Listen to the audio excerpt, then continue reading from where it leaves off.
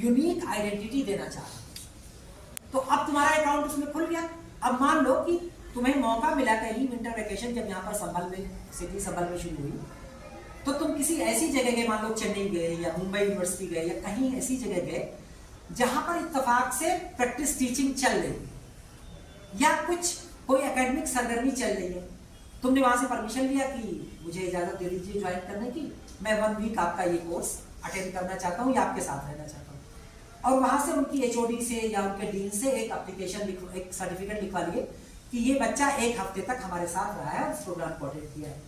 अब वो ऑटोमेटिकली अगर वो 2 क्रेडिट है तो इमीडिएटली वो 2 क्रेडिट ट्रांसफर हो गई तुम्हारे अकाउंट में, और किसी वजह से तुमको सिटी संभल छोड़ करके कहीं और जाना पड़ा, तो जितने भी क्रेडिट तुमने अर्न किया है यहाँ पर, जिस नई जगह गए, वो सारी की सारी क्रेडिट क्या हो जाएगी, वो ट्रांसफर हो जाएगी। This whole idea I think is very good.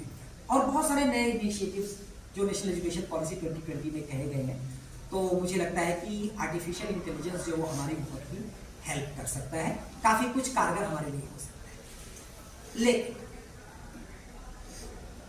Artificial intelligence कोई जादूगर नहीं है, अलादीन का चिराग नहीं है कि चिराग को घिस दिया और सब कुछ आ गया, नहीं हो पाएगा।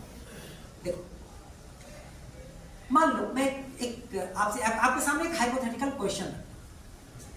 You are suffering from fever, ठीक है, बॉडी पेन हो रहा है और नजले की कैफियत है, सर दर्द हो रहा है, ये सारे सिम्टम, तुम्हारे पास 2 ऑप्शन। एक ऑप्शन ये है कि तुम्हारे घर के आसपास कहीं कोई डॉक्टर रहता है, तुम उसको जाओ दिखाओ और उससे मेडिसिन लो।